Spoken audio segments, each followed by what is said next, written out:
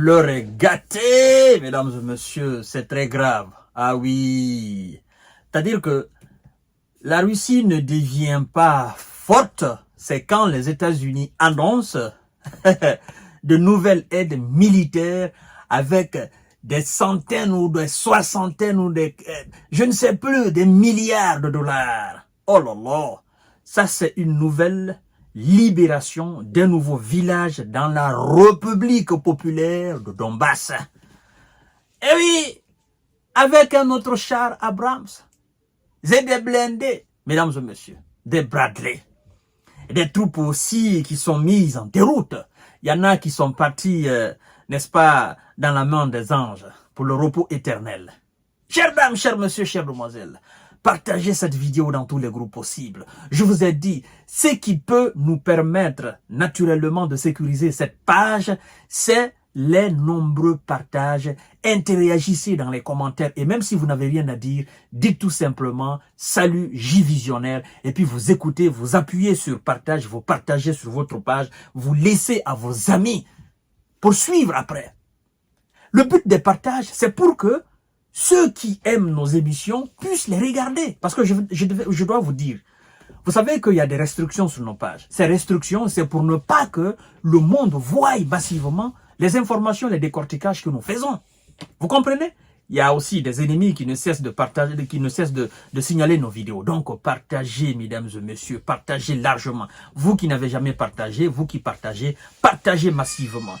Les troupes russes ont libéré un autre village en République populaire de Donbass, mesdames et messieurs, incroyable progression sur le front.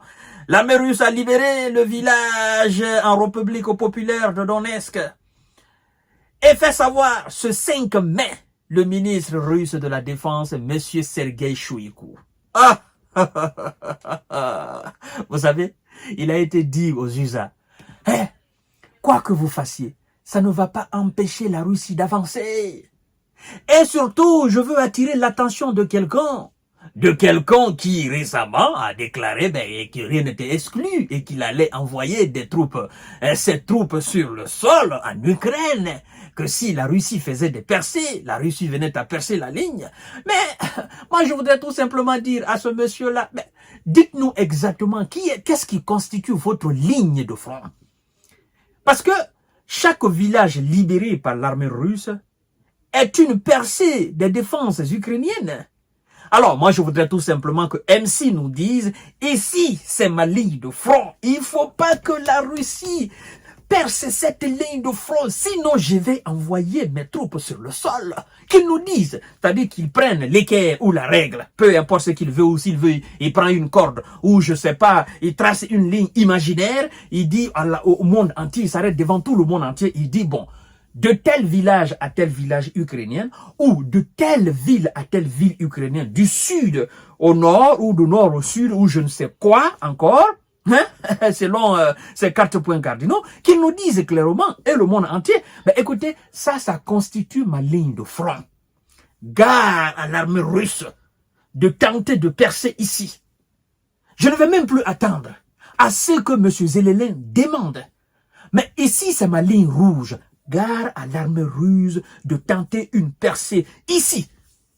Ils verront réellement avec quel savon ma grand-mère m'a lavé dès ma naissance. L'armée russe va me sentir comme on sent les rayons du soleil très ardent, 80 à 90 degrés. Mais jusqu'à présent, notre cher ami ne l'a pas fait. Il s'est contenté seulement de dire, si la Russie venait à percer et que Volodymyr Zelensky venait à demander, alors chères dames, chers messieurs, chères demoiselles, c'est trop vague. Quand on est responsable, quand on est chef d'État, on se doit d'être précis dans les propos. C'est ça, un véritable chef. Chers dames, chers messieurs, chères demoiselles. Les forces armées ukrainiennes ont perdu un autre char Abrams et 2 blindés Bradley. Ça aussi, ce sont des Américains. Ils ont perdu ça. Et la Russie, la prochaine exposition à Moscou ou à Saint-Pétersbourg ou à Leningrad ou à Stalingrad, je ne sais pas encore où, la Russie ou en Sibérie, parce que je ne sais pas, la prochaine exposition, peut-être que ça sera aussi à Moscou. Vous savez, Moscou, c'est une ville qui appartient au monde entier. C'est pas une ville russe.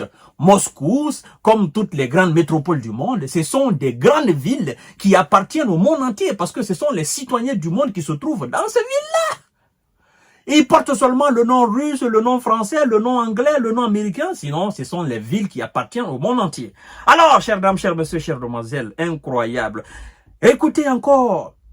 Un stockage de missiles de fabrication occidentale a été détruit près d'Odessa ainsi qu'un entrepôt de carburant et des ateliers de production de carburant pour fusées. Ça, c'est une perte énormissime. Waouh! Incroyable! Un stockage de missiles de fabrication occidentale a été détruit près d'Odessa. Ainsi qu'un entrepôt de carburant et des ateliers de production de carburant pour fusées. Ah, waouh, waouh, waouh, waouh, waouh. Ah non, ça c'est énormissime. Énormissime, ça c'est un coup dur. Mesdames et messieurs, la défense aérienne russe a abattu 20 drones des Occidentaux et des bombes guidées Hammer en une journée.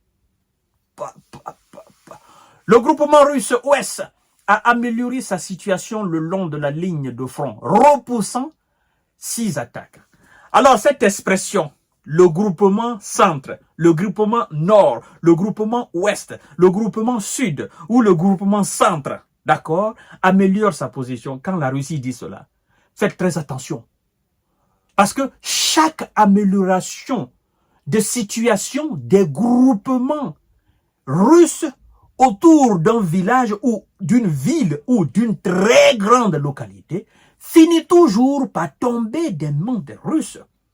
Là, ils n'ont pas précisé exactement c'est autour de quel village. Souvenez-vous très bien. C'est comme ça ils ont commencé à dire le groupement ouest ou le groupement sud a amélioré sa situation auprès de Bakhmut, a amélioré sa situation auprès de Mariupol, a amélioré sa situation. Et toujours, toutes ces villes sont finies par tomber. C'est pourquoi moi j'ai peur des Russes quand ils disent nous avons amélioré notre situation ici. Ah non, l'amélioration de situation égale 2 jours, 3 jours, 4 jours après, n'est-ce pas, capture de cette localité. Chères dames, chers messieurs, chères demoiselles, ils ne s'arrêtent pas là-bas. Ils disent ceci, le groupement Dniepr a anéanti en une journée des concentrations d'effectifs, 3 brigades des forces, n'est-ce pas, occidentales, et a repoussé une contre-attaque. Le groupement Vostok, n'est-ce pas, a pris des positions plus avantageuses. Ils ont tous les noms. Groupement Wastak, groupement Westok, groupement Vostok, ils ont tous les noms. Vous savez, mesdames et messieurs, nous faisons un travail costaud pour prononcer, n'est-ce pas, les noms des villes russes ou des appellations. Tellement que c'est difficile, c'est très compliqué. C'est très compliqué. Ça, c'est pas des noms que nous avons l'habitude de prononcer, n'est-ce pas? Mais c'est très difficile. Alors, chères dames, chers messieurs, chères demoiselles, partagez cette vidéo parce que ça fait énormément mal aux alliés.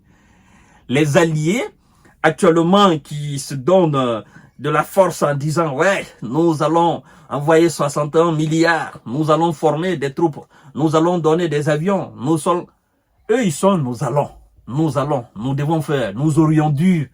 Pendant que les Russes, ils sont réalistes. Et qui est-ce qui confirme d'ailleurs le pragmatisme des Russes par rapport aux Occidentaux? C'est le ministre des Affaires étrangères, M. Dimitri Kuleba. Des Affaires étrangères de quel pays? De l'Ukraine. Il a dit que la Russie, dans son organisation, dans sa structure, dans son organigramme, dans son effort de guerre, dans sa défense ou dans son attaque, elle est beaucoup plus précise, elle est beaucoup plus concrète, beaucoup plus pragmatique, beaucoup plus réaliste que par rapport aux alliés occidentaux qui sont encore dans la philosophie. Je vais vous dire quelque chose, mesdames et messieurs. Je vais vous dire quelque chose. Et cette chose, elle est très importante. Vous savez, en Russie, les Russes ont eu une logique. Ils ont une pensée. Ils ont une philosophie très grande en matière de guerre. Les Russes vous disent clairement, ils vous regardent dans les yeux, ils vous disent clairement, lorsque vous êtes dans une situation conflictuelle, où vous savez réellement que ça finira tôt ou tard par s'attaquer, soyez les premiers à taper fort et à vous préparer maintenant à la négociation du camp adverse. Ne soyez pas le dernier à taper. C'est la logique des Russes. Et donc, à partir du moment où les Russes ont compris que ça là, ça finira par la guerre, ça finira par le conflit armé, ils sont les premiers. Parce qu'ils savent que toutes les voies diplomatiques ont été usées et l'adversaire ne veut pas comprendre. Ils ont fait preuve de patience, ils ont fait preuve d'humanisme. L'adversaire n'a pas compris. L'adversaire s'apprête à en découdre avec eux. Alors, dans ce cadre de figure, la Russie n'attend pas. Elle tape en première position, elle tape fort, elle tape précis et costaud. Et puis maintenant, ça sera à l'adversaire de parler de diplomatie ou de règlement politique. C'est ce qu'on est en train de constater là. Oui, c'est ce qu'on est en train de constater là. C'est comme ça que la Russie a prévenu l'Allemagne. Première guerre, deuxième guerre mondiale. N'essayez pas, n'essayez pas, n'essayez pas. Alors, M. Adolphe, pensant être le plus fort du monde entier, s'est attaqué. Il est parti très loin. Très loin, très loin, très loin. Et après, quand le loup s'est réveillé, le loup est devenu incontrôlable. L'ours est parti jusqu'à Berlin. Et ça, aucune personne dans ce monde ne va effacer cette partie de l'histoire-là. Et vous voyez ce qui s'est passé en Ukraine. Ils ont accepté les accords de Minsk, ils sont passés par des péripéties, ils sont passés par tous les moyens possibles, ils n'ont pas compris. La Russie se dit, ok, comme vous ne comprenez pas, ben écoutez, moi je vais, et je verrai qui va m'arrêter. Et c'est ce qu'on est en train de constater, mesdames et messieurs. Alors, chères dames, chers messieurs, chères demoiselles, c'est un autre déconvenu au front. C'est l'avancée des Russes, l'avancée spectaculaire. La Russie n'a plus de frein. Donc, à tout à l'heure pour notre série d'informations de décortiquage. Partagez la vidéo dans tous les groupes aussi, mesdames et messieurs. Et restez scotchés, les informations viennent. Surtout, abonnez-vous massivement sur cette page. Abonnez-vous aussi sur ma chaîne YouTube. Abonnez-vous sur mon compte TikTok. Merci beaucoup.